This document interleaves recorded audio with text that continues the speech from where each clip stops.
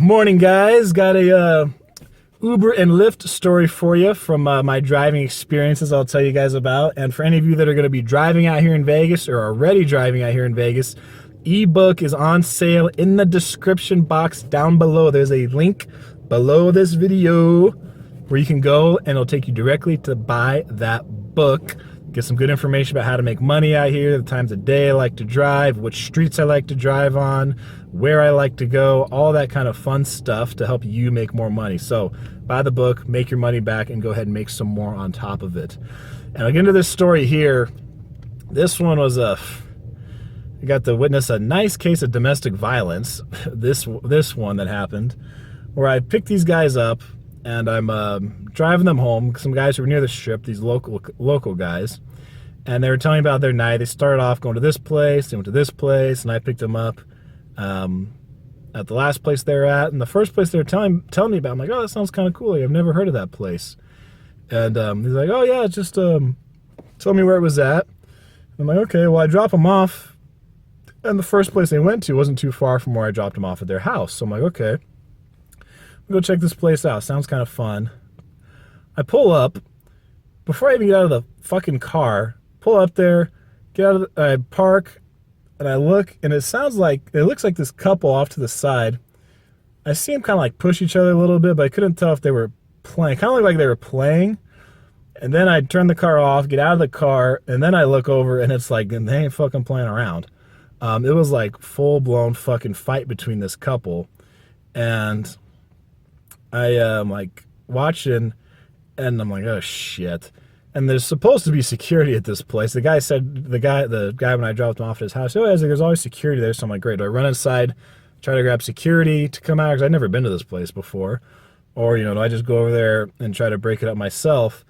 Well, I was going to go inside, and then I saw a dude push the girl to the fucking ground, or more like throw her off of him.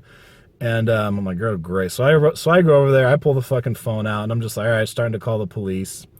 And there's nobody else around in the fucking parking lot, just these two going at it and me, who just pulled up.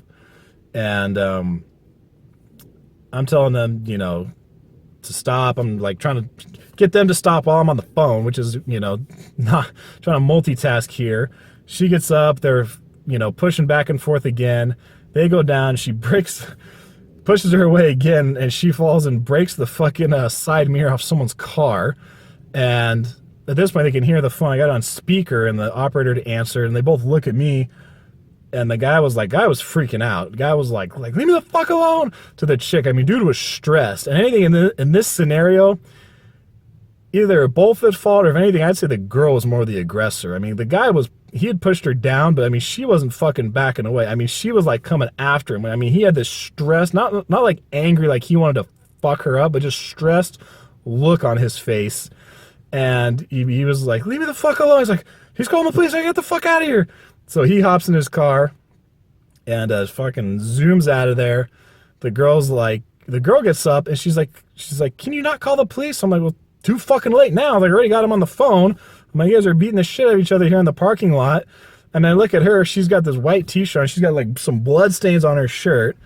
And I'm like, you're fucking bleeding, chick. I was like, you're lucky. It was like, you guys are fighting back and forth. And the guy said, it wasn't like the guy looked like he was really trying to hurt her or then just keep fucking pushing her away. But it's like, dude, chick, you're lucky you didn't get your fucking eye socket broken. Like, you're pushing someone like that to the edge, and they're stressed out, and that's a fucking guy who's stronger than you. I was like, you're fucking lucky. And she's like, well, can you like just not call the police and just hang up? I'm like, well, they're already on the way. I'm like, it's too late now. So she runs in and gets her brother, I guess, her brother who's on crutches. So he comes out like power crutch into the car, and they're getting in the car, and she's like, mind your own business next time. Like, mind my own business. I was like, I probably just saved you from getting your fucking face busted, and you tell me mind my own business. I was like, how about a fucking thank you? It's like, I'm not really sure that's the way things are supposed to work, but okay. It's like, you're getting thrown to the fucking ground, damaged someone's car, you're bleeding on your fucking shirt, and you're pissed at me for calling the police and breaking the fucking thing up. So she actually was mad at me when she drove off. I was like, okay, yeah, I accept your fucking gratefulness. So that ended up being the end of it. I talked to the operator. I gave her the best description I could, and she's like, all right, well, we'll have the police search the area. She was asking like for all these details. I'm like, I'm sorry, it happened kind of fast, so I'm just trying to give you the best information I can. And all they really did was just have the police search the area. That's all they could do. Never heard anything about what happened afterwards, but there's just kind of the shock of like, chick is fighting this guy. I call the police, guy leaves, they separate, whatever their problem is. Then she's pissed at me for calling the police after she's bleeding on herself and could have got fucked up even more. She was mad at me. I'm like, all right, well, yeah, you're welcome. So that's how shit goes sometimes, I guess. But yeah, it was this place. I went and checked out. Actually, it was a cool place after all that shit was done. But just to pull up in there and like just truly walk right into a domestic violence incident was like, hadn't walked into one of those since I was working back in California at a nightclub where I walked right into one of those one day. So happens sometimes when you're out here driving and you're driving late night and those kind of things happen. So anyway, that's it for the story, guys. I just wanted to share it with you. The domestic violence I got to witness one time out here while I was driving around giving people rides.